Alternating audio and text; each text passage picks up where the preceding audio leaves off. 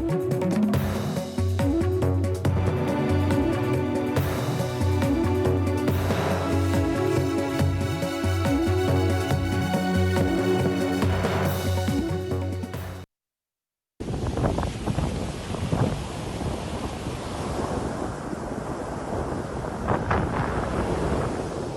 विकास की नहीं हुई, हत्या कहानियों की हुई, हमारी कल्पनाओं की हुई। हमारी कल्पनाओं में संस्थाएं कब की मर चुकी हैं, जिनसे हम रेत की जमीन पर लोकतंत्र का घरौंदा बनाया, जिसे कोई लात मारकर तोड़ जाता है। घरौंदा बनाना घर बनाना नहीं होता।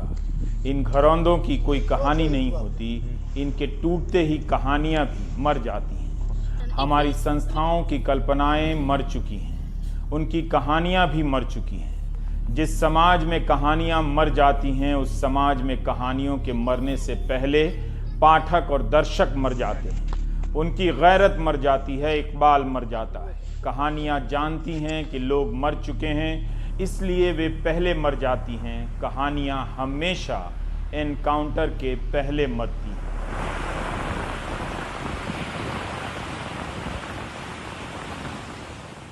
यूपी की पुलिस एक मरी हुई कहानी ढो रही थी। जैसे टैक्सीडर्मिस्ट मरे हुए जानवरों में भूसा भर देता है, शेर, हिरण और भैंस की खाल में भूसा।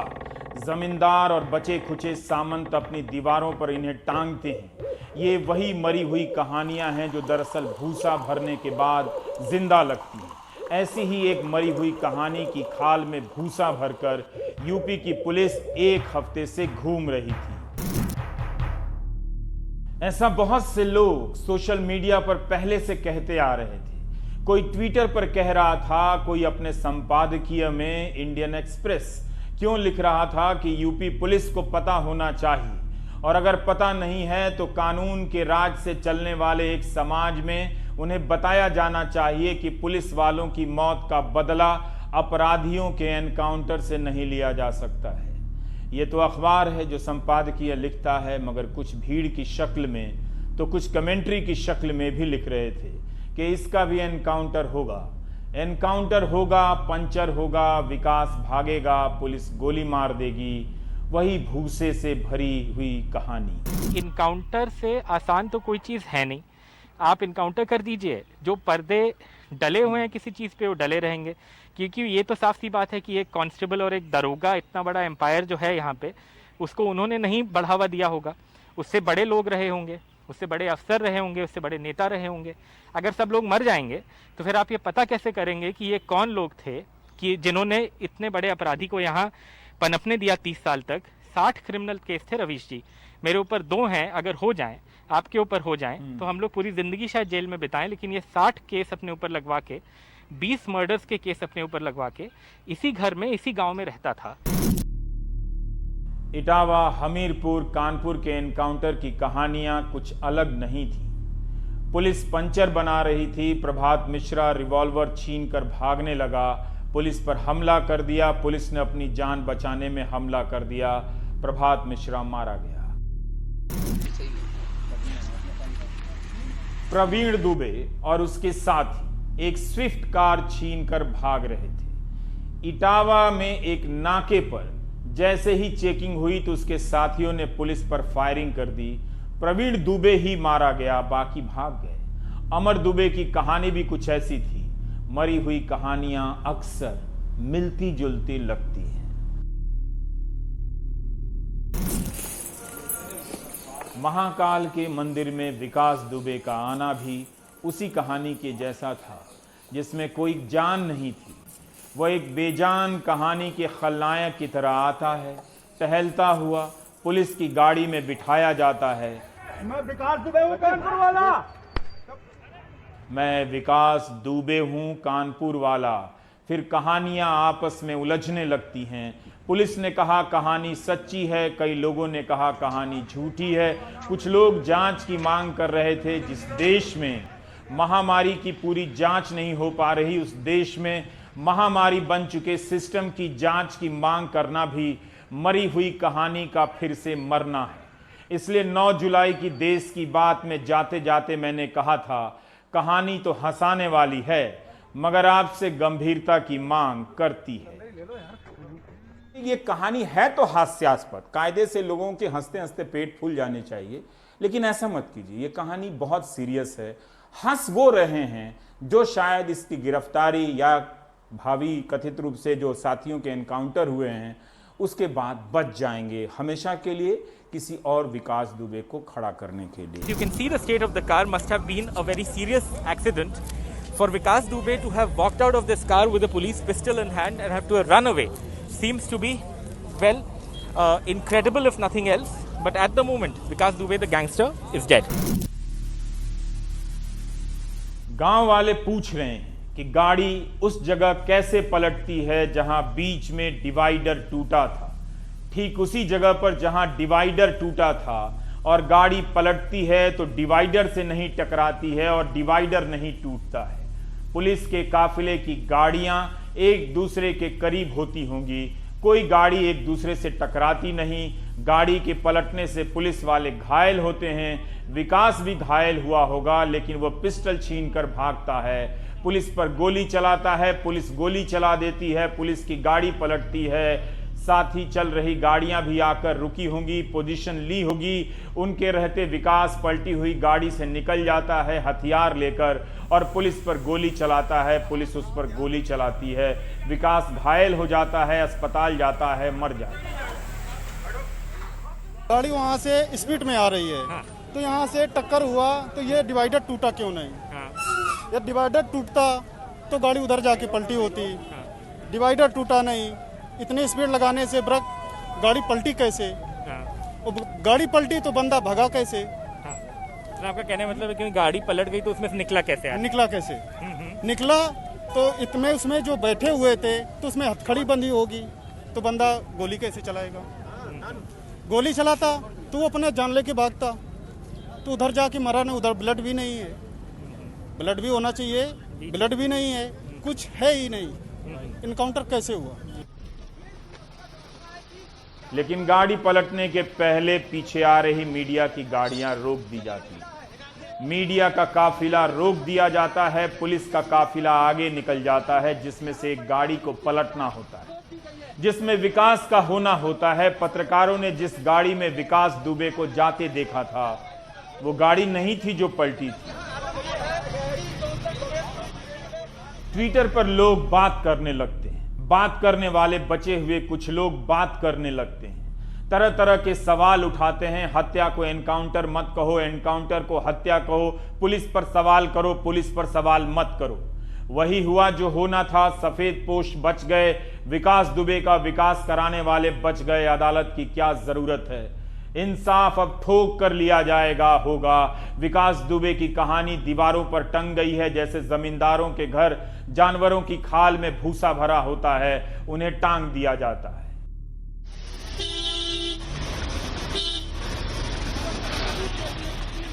पुलिस के इस एनकाउंटर ऑब्लिक हत्या ऑब्लिक कस्टोडियल किलिंग से क्या पुलिस में भी कोई बच गया है?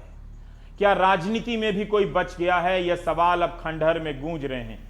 उस वक्त कानपुर के पास एक ही सवाल था, 2 घंटे की बारिश के बाद शहर की इस हालत में कैसे यहां से वहां पहुंचा जाए। दाएं हाथ से कान पकड़िए या बाएं हाथ से कान पकड़िए, कानपुर कानपुर ही रहेगा। मैनचेस्टर की आत्मा क्या निकली, कानपुर कानपुर भी ना रहा।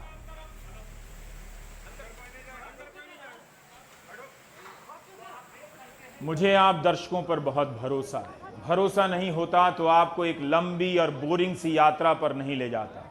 आपने अनगिनत शामें बेनतीजा बहसों में गुजारी हैं। आप इस बोरिंग कहानी को यकीनन झेल लेंगे। थोड़ा मनोरंजन भी जरूरी है, वो भी किए देता हूं।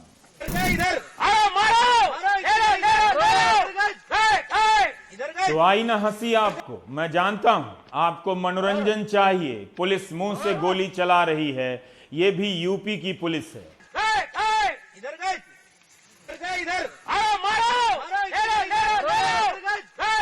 2 साल पहले संभल में मुठभेड़ चल रही थी। दारोगा मनोज कुमार की पिस्टल फंस गई तो मुंह से ठाएं ठाएं ठाएं की आवाज निकालने लगे।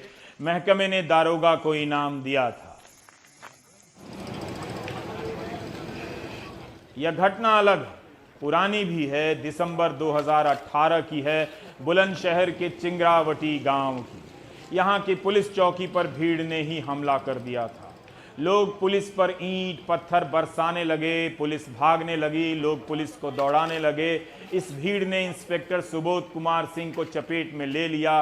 2.5 साल बाद भी सुबोध कुमार सिंह की पिस्टल बरामद नहीं हुई। इस हाल में सुबोध कुमार सिंह मिले थे, नहीं बच सके। इस घटना में एक नौजवान सुमित भी मारा गया, इंसाफ सुमित को भी नहीं मिला। हमारे सहयोगी मनीष ने बताया कि जांच के लिए एसआईटी बनी थी। 3300 पन्ने की केस डायरी लिखी गई, 103 पन्नों की चार्जशीट थी।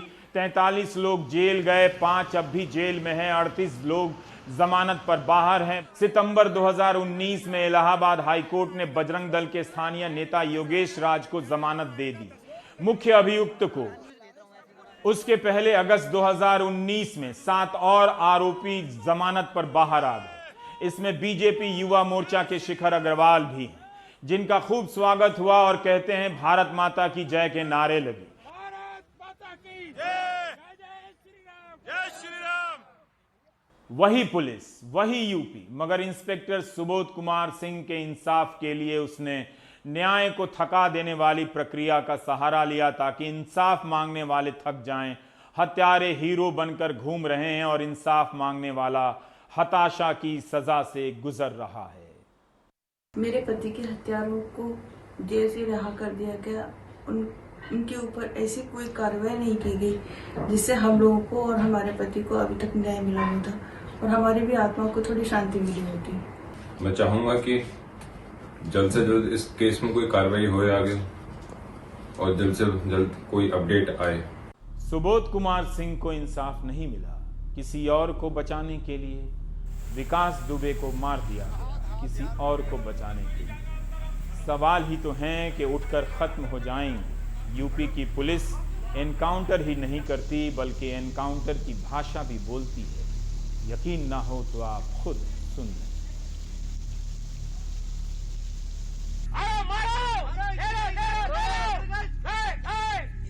अगर आपको हंसी आ रही है तो इसका मतलब यही है कि आप रोना भूल चुके हैं।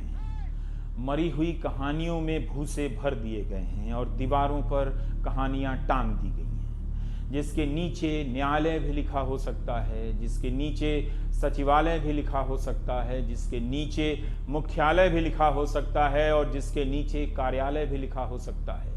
ये साइन बोर्ड नहीं है। इन सब में क्या भूसा भर दिया गया है? हमारे समाज को एक लंबा सन्नाटा चाहिए। उसका विवेक उसके ही शोर में खो गया है। वैसा ही सन्नाटा जैसा लॉकडाउन के बाद पसरा था। कुछ भी मत बोलिए।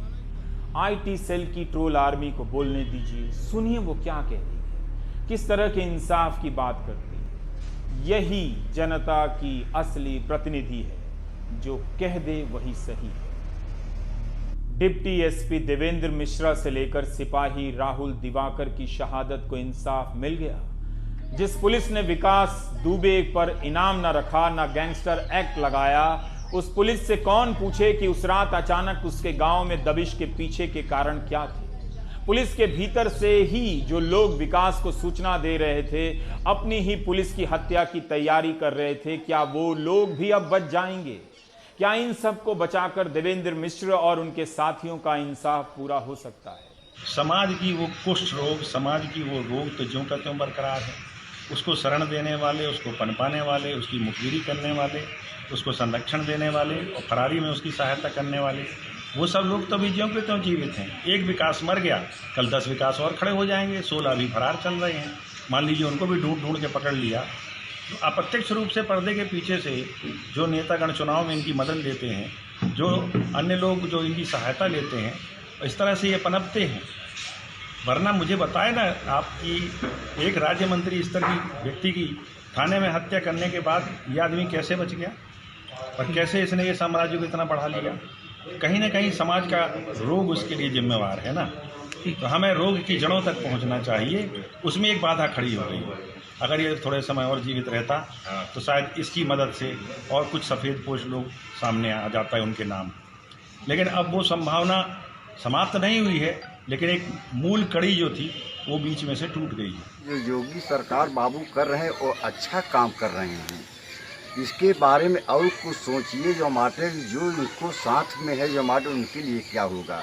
ये पुलिस कर्मियों वाले जो सूचना देते हैं इसके लिए क्या होगा। हमारा निवेदन है ज़्यादा नहीं कि जो गलत है उसकी सख्त कार्रवाई किया जाए जो बाटे है। आज के दिन ही मेरे भाई भी मारा गया था और आज के दिन वो भी मारा गया। आज मेरे भाई का शांति हवन है और आज उसकी आत्मा को एक्चुअल शांति मिलेगी। वो मारा गया है और सरकार से यही अपील है कि और भी जो उसके संगी साथी हैं वो पकड़े जाएं और उन पे जांच हो। इस बात पर बात करने से क्या फायदा, इसलिए आईटी सेल सही चाहता है।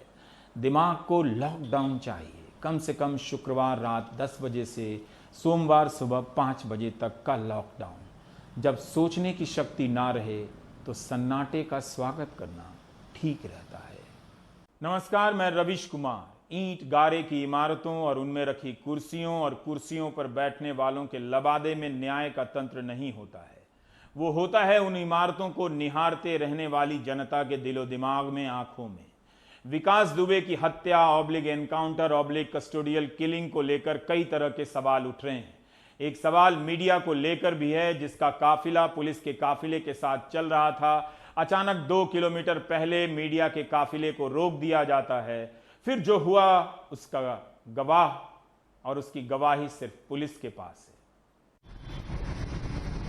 उज्जैन से जब विकास दुबे को यूपी एसटीएफ लेकर निकली तो उसके काफिले में 3 गाड़ियां थीं।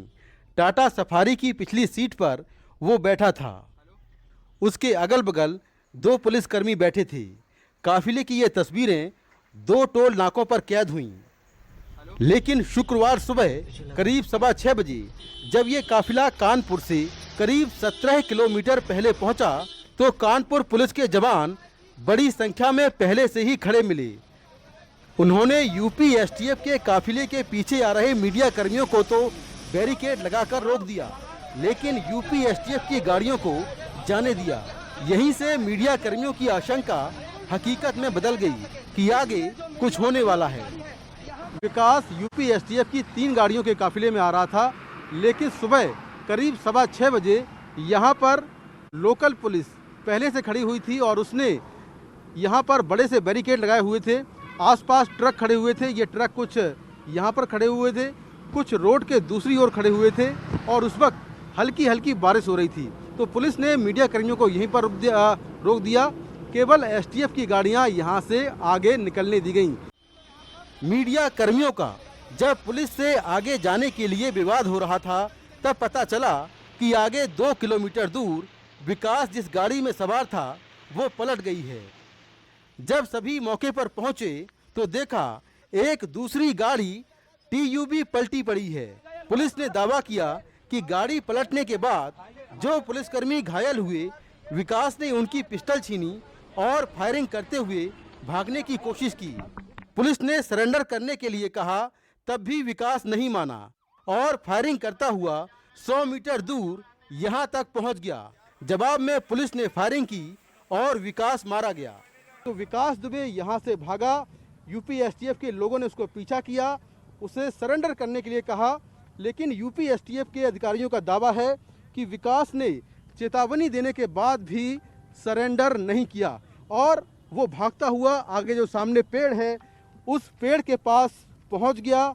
उसके बाद यूपी एसटीएफ के लोगों ने उसे घेर लिया और दोबारा ये कहा कि वो सरेंडर कर दे, लेकिन उसके बाद भी जब विकास दुबे ने सरेंडर करने की बजाय पुलिस पर फायरिंग की तो पुलिस ने भी जवाब में फायरिंग की, जिसके बाद एक गोली विकास के कमर पर लगी और वो यहीं पर गिर पड़ा।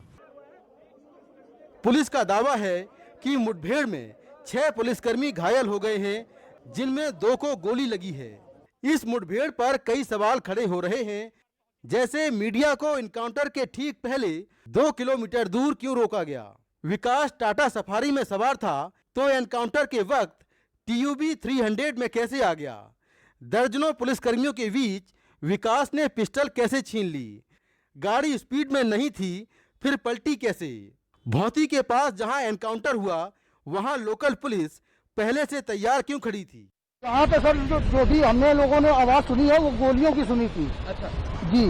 तो तो और गाड़ी का एक्सीडेंट भी हुआ है क्या? गाड़ी का कोई एक्सीडेंट वगैरह नहीं हुआ। आप जब आ रहे थे तो आपने किस चीज की आवाज सुनी? हम लोगों ने खाली गोलियों की आवाज सुनी थी और जब हम लोग देखने आ रहे थे तो पुलिस वालों ने हम लोगों को भगा दिया था। किधर से आ रहे थे आप? हम लोग उधर सचेंडी से घर जा रहे थे। ये कदम उठाने से पहले उसके पीछे जितने लोग छुपे हुए हैं और उससे जितने लोग जुड़े हुए हैं पहले उनको सामने लाना चाहिए था। उसके बाद एनकाउंटर या जो भी करना था करते। ये हैदराबाद स्टाइल में एनकाउंटर हुआ है और हैदराबाद स्टाइल में एनकाउंटर हुआ है, बहुत अच्छा हुआ है। हम लोग सब यही कह रहे थे कि इसका एनकाउंटर होना चाहिए। कानपुर नगर भौती के पास प्रातः 6:30 बजे पुलिस के उक्त वाहन दुर्घटनाग्रस्त होकर पलट गया, जिससे उसमें बैठे अभियुक्त व पुलिसजन घायल हो गए। इस दौरान अभियुक्त विकास दुबे उपरोक्त ने घायल पुलिसकर्मी की पिस्टल छीनकर भागने की कोशिश की। पुलिस टीम द्वारा पीछा कर उसे घेर कर आत्मसमर्पण करने को कहा गया, किंतु वह नहीं माना। पुलिस टीम द्वारा जान से मारने की नीयत से वो पुलिस टीम पे फायर करने लगा। पुलिस द्वारा आत्मरक्षार्थ जवाबी फायरिंग की गई। उपरोक्त विकास दुबे घायल हो गया, जिसे तत्काल ही इलाज हेतु अस्पताल ले जाया गया, जहां इलाज के दौरान उसकी मृत्यु हो गई। इस पूरे प्रकरण में जो पुलिसकर्मी घायल हैं वो 4 सिविल पुलिस के लोग घायल हैं, जिसमें 3 सब इंस्पेक्टर हैं, 1 कांस्टेबल है तथा एसटीएफ के 2 कमांडो को भी गंभीर चोटें आई हैं। वहीं जो 8 पुलिसकर्मी शहीद हुए हैं, उनके परिवार वालों का कहना है कि उन्हें इंसाफ मिल गया है, लेकिन विकास दुबे के पीछे जो लोग हैं उनके नाम भी सामने आने चाहिए। उसको शरण देने वाले, उसको पनपाने वाले, उसकी मुखबिरी करने वाले, उसको संरक्षण देने वाले और फरारी में उसकी सहायता करने वाले, वो सब लोग तो भी ज्यों के त्यों जीवित हैं। एक विकास मर गया, कल 10 विकास और खड़े हो जाएंगे, 16 भी फरार चल रहे हैं। मान लीजिए उनको भी ढूंढ के पकड़ लिया। तो अप्रत्यक्ष रूप से पर्दे के पीछे से जो नेतागण चुनाव में इनकी मदद लेते हैं, जो अन्य लोग जो इनकी सहायता लेते हैं, इस तरह से ये पनपते हैं। वरना मुझे बताए ना आपकी एक राज्य मंत्री स्तर की व्यक्ति की थाने में हत्या करने के बाद ये आदमी कैसे बच गया? तो हमें रोग की जड़ों तक पहुंचना चाहिए, उसमें एक बाधा खड़ी हो गई। अगर ये थोड़े समय और जीवित रहता तो शायद इसकी मदद से और कुछ सफेदपोश लोग सामने आ जाता है उनके नाम। सूत्रों की माने तो विकास को सीने, कमर और कंधे में 4 गोलियां लगी हैं। एनकाउंटर पर कई सवाल हैं, लेकिन एक सच्चाई ये है कि एक दुर्दांत अपराधी का अंत हो गया। कानपुर से कैमरामैन संजय कौशिक के साथ मैं मुकेश सिंह, एनडीटीवी इंडिया। आप सोच रहे होंगे कि मैं सीधे आज की कहानी पर क्यों नहीं आ रहा हूं। मैं भी वही सोच रहा हूं, आकर भी क्या हो जाएगा, कुछ होने की कहानियां तो मर चुकी हैं। क्या फर्क पड़ता है पहला पैराग्राफ अंत में आ जाए और आखिर वाला पैराग्राफ पहले आ जाए। 2018 का ही वो चमत्कारी साल था। अलीगढ़ पुलिस पत्रकारों को साथ ले गई 2 अपराधियों मुस्तकीम और नौशाद को एनकाउंटर करने। आप देख सकते हैं कि कैसे दिखाया जा रहा है कि पुलिस बंदूकों और पिस्तौल से निशाना साध रही है, गोलियां दाग रही हैं, ठाएं ठाएं। इस बार मुंह से नहीं, वाकई बंदूक से निकली आवाज थी। उस समय की मीडिया रिपोर्ट चेक कीजिए। पुलिस ने ही स्थानीय पत्रकारों को मैसेज किया था कि वे असली पुलिस एनकाउंटर को देखना चाहेंगे, फिल्म करना चाहेंगे। तब के एसएसपी अजय कुमार साहनी का टाइम्स ऑफ इंडिया में बयान छपा है, इसमें कुछ भी गलत नहीं है। हम मीडिया को फर्स्ट हैंड सूचना देना चाहते थे। ऊपर से ऑर्डर आया है कि मीडिया को सभी एनकाउंटर के डिटेल दिए जाएं। हम पारदर्शी तरीका अपना रहे थे, कुछ भी छिपाने की बात नहीं है। कोई तस्वीर लेना चाहे या वीडियो बनाना चाहे तो ऐसा करने के लिए फ्री है। 2014 में सुप्रीम कोर्ट के 2 जजों की बेंच ने एनकाउंटर के बारे में गाइडलाइन बनाई थी। चीफ जस्टिस आरएम लोढ़ा और जस्टिस आरएफ नरीमन की बेंच ने कहा था कि आर्टिकल 21 के तहत हर किसी को जीने का अधिकार है। राज्य के पास ऐसा कोई अधिकार नहीं है कि वो इसका उल्लंघन करे। बेंच ने यह भी कहा कि पुलिस एनकाउंटर करे तो उसकी स्वतंत्र एजेंसी से जांच जरूरी है। एनकाउंटर में मारने से कानून की व्यवस्था की साख धूमिल होती है, न्याय तंत्र की साख कमजोर होती है।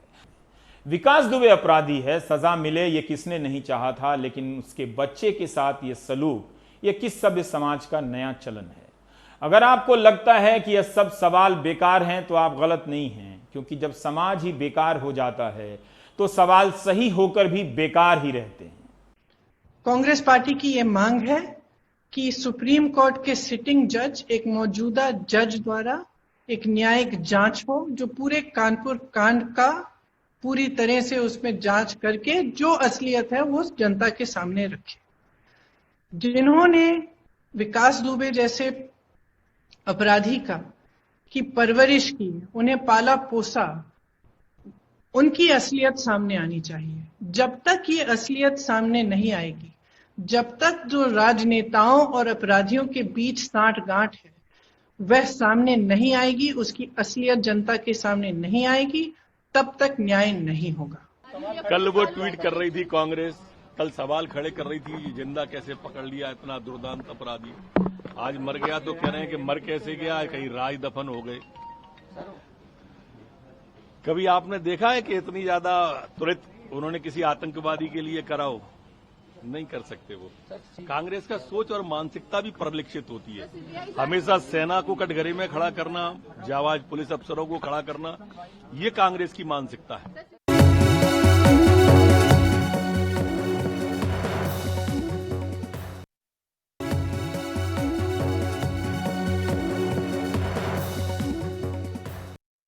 हमारे साथ नेहा दीक्षित हैं। नेहा वो पत्रकार हैं जिन्होंने 2017 के बाद यूपी पुलिस ने जितने भी एनकाउंटर किए थे उनमें से बड़ी संख्या में एनकाउंटर के दस्तावेज़ों का अध्ययन उन्होंने किया था, FIR वगैरह का। नेहा, हम आज से ही शुरू करते हैं कि आज जो एनकाउंटर की कहानी आपको बताई गई है, उस कहानी में बड़ा छेद आपको क्या नज़र आता है और पहले के एनकाउंटर की कहानियों से कितनी समानता आपको नज़र आ रही है? शुक्रिया रवेश जी। असल में जो एनकाउंटर कल हुआ है विकास दुबे, आज सुबह विकास दुबे जी का हुआ है, जो उनकी गाड़ी की जिस तरीके से उनको पाया गया है, ये एक्चुअली बहुत टाइम से 2017 से एग्जैक्टली सेम पैटर्न पाया जा रहा है। जिस तरीके से यहाँ पर कहा जो है दिखाया जाता है कि जो भी क्रिमिनल, अलेजेड क्रिमिनल है, उसको पुलिस ने पकड़ा है, फिर अचानक से वो भागने की कोशिश करता है और वो ज़रूरी किसी न किसी वाहन में होता है या गाड़ी में होता है या बाइक पे होता है, और उसके बाद जब पुलिस उसको पकड़ने की कोशिश करती है और वो पुलिस पर गोलियां चलाता है और वापस पुलिस रिटेलिएशन और सेल्फ डिफेंस में गोली चला के इनकाउंटर कर देते हैं। ये जो सारी चीज़ें हुई हैं, ये बहुत टाइम से 2017 से अभी तक 5000 इनकाउंटर, 5000 से ऊपर इनकाउंटर यूपी गवर्नमेंट कर चुकी है। ये उनकी ऑफिशियल फिगर्स हैं, जिसमें अभी तक कम से कम 172 लोग मारे जा चुके हैं और कम से कम 600-700 लोगों को गोलियों से चोट लगी। तो ये जो विकास दुबे का इनकाउंटर है, ये ही पैटर्न सारे चीज़ों में देखा गया है। जैसे कि मैंने बताया कि जिसको इनकाउंटर कहा जाता है, यानी कि स्पॉन्टेनियस, जो स्पॉन्टेनिटी होनी चाहिए कि अचानक से कुछ हुआ, वो भी यहाँ पर जैसे विकास दुबे के केस में अचानक से भाग गए। ये भी बताया गया है कि कॉन्वॉय के पीछे जैसे कि बहुत सारी गाड़ियाँ फॉलो कर रही थी, पुलिस ने उनको रोक दिया और उसके बाद इनकाउंटर किया। तो इसका मतलब है कि कोई ना कोई प्लानिंग पुलिस की चल रही। इस तरह की प्लानिंग बहुत सारे केसेस में, इन सारे केसेस में 2017 से अभी तक लेकर similar planning, similar modus operandi देखी गई। 5000 एनकाउंटर आप कह रही हैं कि ऑफिशियल फिगर है, तो इसका मतलब यही हो गया कि एनकाउंटर ही अब पुलिस का एक सिस्टम बन गया है। मैं ये जानना चाहता हूं कि अगर आप अपराध के आंकड़े देखें तो ऐसा लगता नहीं कि उस एनकाउंटर की वजह से अपराध में कोई कमी आई हो। प्रियंका गांधी लगातार ग्राफिक्स चार्ट के ज़रिए उत्तर प्रदेश में होने वाली हत्याओं के आंकड़े जारी कर सरकार पर आरोप लगा रही हैं, पर मैं ये समझना चाहता हूं कि क्या इस एनकाउंटर में उस तरह के यूपी के क्रिमिनल मारे गए जिनसे यूपी के अपराध जगत की पहचान होती है, और इतने सारे एनकाउंटर के बीच अभी तक तो विकास दुबे पर ना तो कोई इनाम की राशि रखी गई थी, ना ही उस पर गैंगस्टर एक्ट लगाया गया था। तब जब पुलिस एनकाउंटर मोड में थी 5,000 एनकाउंटर कर रही थी?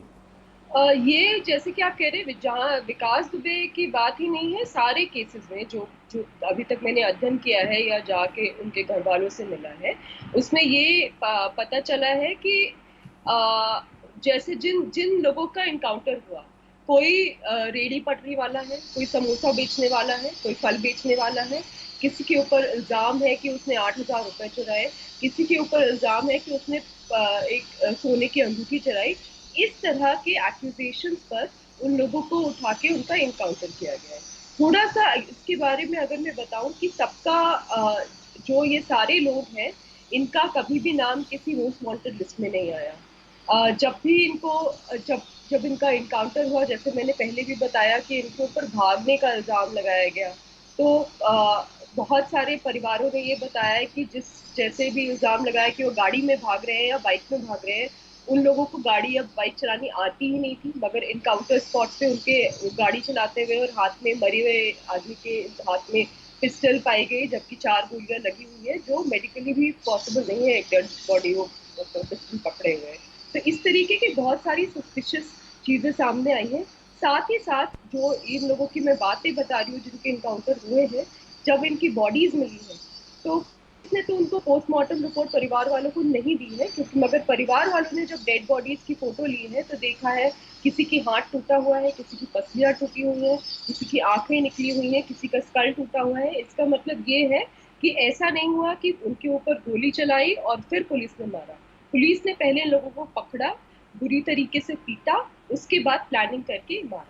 लगभग सारे केसेस में जितने भी लोग मारे गए उनको गोली लगने के बाद दिखाया गया कि वो अस्पताल डेड ऑन अराइवल पहुंचे, कोई भी इंसान जिंदा नहीं पहुंचा। उसके साथ साथ ये भी है कि जो पोस्टमार्टम रिपोर्ट होनी चाहिए थी, किसी को भी पोस्टमार्टम रिपोर्ट घर वालों को नहीं दी गई।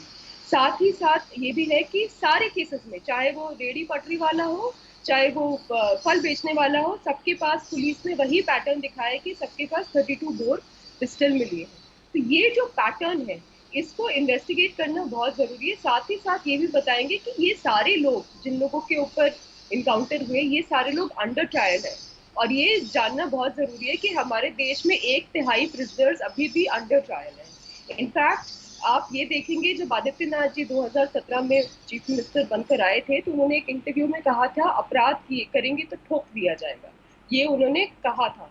और जब 6 महीने आदित्यनाथ गवर्नमेंट के कंप्लीट हुए थे तो उन्होंने एक प्रेस कॉन्फ्रेंस रखी थी जिसमें उन्होंने इनकाउंटर फिगर्स दिखाकर ये कहा था कि ये यूपी गवर्नमेंट की पहले 6 महीने की अचीवमेंट है, तो इसको एक अचीवमेंट की तरह पोर्ट्रे किया गया था। साथ ही साथ ये भी हुआ था कि पुलिस ने पहली बार, जबकि NHRC की गाइडलाइन और सुप्रीम कोर्ट 2014 में कह चुका है कि इनकाउंटर करने वाले लोगों पर, पुलिस वालों पर कोई भी इनाम नहीं होना चाहिए, उसके बाद भी यूपी सरकार ने 1 लाख रुपए तक का इनाम इनकाउंटर करने वाली टीम्स के लिए रखा था। कोई भी जुडिशियल, और जब भी कोई इनकाउंटर होता है, एक जुडिशियल इंक्वायरी, मैजिस्ट्रियल इंक्वायरी होनी चाहिए। आप देखेंगे कि जितने भी 5,000 केसेस हैं उसमें लगभग 90% केसेस में कोई मजिस्ट्रियल इंक्वायरी नहीं हुई है, कोई प्रोसेस फॉलो नहीं हुआ है, और उसके बावजूद इस तरीके की इनाम पुलिस अफसरों को दिए जा रहे हैं, रेगुलरली पुलिस यूपी सरकार दे रही है। तो कहने का मतलब ये है कि इस जो इनकाउंटर को, जैसे आपने पहले भी कहा, ये एक स्टेट पॉलिसी बन गई है, पुलिस राज एक स्टेट पॉलिसी बन गई है, जहाँ पे एक सिस्टम जिसमें अदालत में जाके एक केस लड़ा जाए, उस सिस्टम को खत्म कर दिया जा रहा है। ये भी कहूँगी कि आदित्यनाथ जी ने कहा कि इनकाउंटर किया जाएगा तो अपराध करेंगे तो ठोक दिए जाएंगे, तो जब अंडर ट्रायल्स के इनकाउंटर हो रहे हैं तो आदित्यनाथ जी पर भी 15 बहुत ही सीरियस मुकदमे हैं, चाहे वो राइटिंग का केस हो, चाहे वो अटेम्प्ट टू मर्डर हो, या बहुत सारे ऐसे केसेस हो जिसको उन्होंने अपनी सरकार में विड्रॉ करने की कोशिश करी है। पर नेहा, मैं ये जानना चाहता हूँ कि आपने अपने इस रिसर्च के दौरान जब यूपी पुलिस के अधिकारियों से बात करने की कोशिश की, तो क्या किसी केस में उन्होंने अपनी तरफ से पक्ष रखा, अपनी बात कहने की कोशिश की उन लोगों ने, या सिर्फ नो कमेंट का जवाब दिया आपको? एक अजय पाल शर्मा है जो शामली के पुलिस हेड थे, उन्होंने बहुत सारे इनकाउंटर्स किए थे, बल्कि जब उन्होंने इनकाउंटर कर दिए थे तो आदित्यनाथ जी ने उनको बहुत सराहा था और शामली जिले में उनको रथ पे बिठाकर उनका बहुत सारा सम्मान भी किया गया था। उन्होंने कहा कि ये हम जो कर रहे हैं वो बचाने के लिए कर रहे हैं, जनता ये चाहती है। इनफैक्ट 2017 की जब छः महीने कंप्लीट होने के बाद जिस प्रेस कॉन्फ्रेंस की बात कर रही हूँ उसमें भी यूपी के पुलिस हेड ने कहा था कि ये सरकार की उम्मीद है हमसे, ये जनता की तमन्ना है, इसलिए हम इनकाउंटर कर रहे हैं। तो ये बहुत ही खुले शब्दों में जस्टिफाई किया गया था इनकाउंटर और सेलिब्रेट किया गया था। मुझे नहीं लगता है कि कोई पूर्णकालिक पत्रकार, आप फ्रीलांस हैं, आप खासकर कोविड-19 में तो और चुनौतियों का सामना आपको करना पड़ता होगा। इस तरह से उसने कोई मेन स्ट्रीम मीडिया के लोगों ने एनकाउंटर का अध्ययन किया होगा और इतनी उसकी पकड़ होगी, फिर भी आपको पुलिस ने भी हैरेस किया होगा जब आप इतनी बड़ी संख्या में एनकाउंटर पर सवाल उठा रही हैं पूरी पुलिस सिस्टम पे। तब ये पिछले 5-6 साल में ये हम काफ़ी लोगों के ऊपर इस तरीके के वो हुए हैं। जब मेरी ये स्टोरी बाहर पब्लिश हुई थी तो मुझे भी यूपी पुलिस के सबसे टॉप ने फ़ोन करके कहा था कि क्या बात है कि आप ये कर रही हैं, आपके घर वाले कहाँ रहते हैं, मैं जानता हूँ। तो इस तरीके के बहुत ही वेल्ड थ्रेट्स और घर वालों के ऑफिस पर LIU की विजिट्स और ये सब चीज़ें लगातार चल रही हैं 2018 से। पर ये हम एक आखिरी सवाल और कि ये जो लोग आपने बताया कि काफ़ी गरीब लोग हैं, तो क्या वो एनकाउंटर के खिलाफ इंसाफ मांग पाते हैं? जैसे अभी वडोदरा की एक घटना बता दूं। वडोदरा में हुआ ये है कि 10 दिसंबर को एक चादर बेचने वाले नासिर शेख 62 साल के थे, उनको चोरी के इल्ज़ाम में पुलिस ले जाती है थाने में और इतना मारती है कि वो मर जाते हैं और मरने के बाद उनकी लाश गायब कर दी जाती है। कई महीनों के बाद गुजरात हाई कोर्ट का आदेश आता है कि इसकी जांच करें और उनके परिवार वाले जो बेहद गरीब हैं, रेहड़ी पटरी चलाते हैं, किसी तरह से मुकदमा लड़ते हैं और जब पता चलता है कि अब कुछ भी नहीं बचा है, ना बॉडी बची है, ना कोई सबूत बचा है, तो फिर भी अदालत का चूंकि आदेश था तो पुलिस अफसर ने एक इंस्पेक्टर, एक सब इंस्पेक्टर और 4 पुलिस वालों के खिलाफ FIR की। वो लोग भाग गए। लेकिन क्या इन मामलों में कोई संस्थाएं इनकी मदद के लिए आगे आ सकी या ये लोग अदालतों के पास जा सके या अदालतों ने इस तरह के एनकाउंटर पर क्या कहा है? 5000 एनकाउंटर सामान्य चीज़ तो नहीं होती है और उसमें भी तब जब 2014 में सुप्रीम कोर्ट की गाइडलाइन है और वो गाइडलाइन अगर फॉलो नहीं हो रही है तो क्या किसी अदालत ने इस तरह की चीज़ों का संज्ञान नहीं लिया होगा? रवीश जी, मैं एक चीज़ बताना चाहूँगी, आप जो सवाल पूछे हैं कि इस देश में फेक इनकाउंटर्स तभी एक्सपोज हुए हैं जब घर वाले जाके कंप्लेन करवा पाए। चाहे ये केस हो, चाहे पहले के केसेस हो, जो 5000 केसेस के बारे में बात करती हूँ। जब भी घर वालों ने जाकर कंप्लेन करने की कोशिश करी है, या तो उनके घर के सारे पुरुषों को जेल में डाल दिया गया है या फिर उनके घर को तोड़ दिया गया है, घर के लोगों को लगातार धमकाया गया है। तो इस तरीके की प्रक्रिया लगातार रही है ताकि घर वाले कंप्लेन न कर पाए। साथ ही साथ NHRC ने कम से कम 15 नोटिसेस यूपी गवर्नमेंट को अलग अलग केसेस में भेजे हुए हैं इन फेक एनकाउंटर्स में, मगर यूपी गवर्नमेंट ने कोई भी इसका जवाब नहीं दिया है। इनफैक्ट पिछले साल UN रैपटियर ने इंडियन गवर्नमेंट को लिखा कि ये जो भी सारे 14 केसेस आए हैं शुरुआत में जो मेरी रिपोर्ट में थे, उससे साफ साफ पता चल रहा है कि ये एक्सीडेंटल किलिंग्स नहीं है, ये these are pre planned killings. उसके बावजूद हमारे सरकार ने, इंडियन सेंट्रल गवर्नमेंट ने भी उसके ऊपर कोई रिस्पांस नहीं दिया है। तो ये कहना चाहते हैं कि जो भी प्रेशर बिल्डिंग तरीके हो सकते हैं या इस पुलिस को या यूपी सरकार को अकाउंटेबल रखने वाले लोग, चाहे घर वाले, चाहे NHRC, चाहे UN, यूपी गवर्नमेंट ने इस पे कोई ध्यान नहीं दिया है और कोई भी कार्रवाई नहीं करी है और किसी कोर्ट ने भी कोई सुओ मोटो कॉग्निजेंस नहीं ली। जी, बहुत बहुत शुक्रिया नेहा ये बहुमूल्य जानकारी देने के लिए। आप में से बहुत सारे लोग ट्विटर में, व्हाट्सएप में तरह तरह के से सवाल उठा रहे हैं। आप नेहा की जानकारी को देखिए, फिर आप अपने सवालों को देखिए, आपको पता चलेगा कि आपके सवाल दरअसल कितने सतही हैं। आप मूल सवाल पूछ ही नहीं रहे हैं जिससे सिस्टम में जवाबदेही आए, जिससे न्याय व्यवस्था या इंसाफ का जो तंत्र है वो मजबूत हो, वो एक तरह से विश्वसनीय हो। एक चलते चलते सवाल नेहा आपसे कि कई लोगों के दिमाग में ये बात है और कई लोगों ने इसका सहारा लिया कि नहीं जनता चाहती है, जो ये जनता चाहती है कि इस तरह का इंसाफ ठीक था, उस तरह की जनता के लिए आप अपने अनुभवों से कुछ कहना चाहेंगी?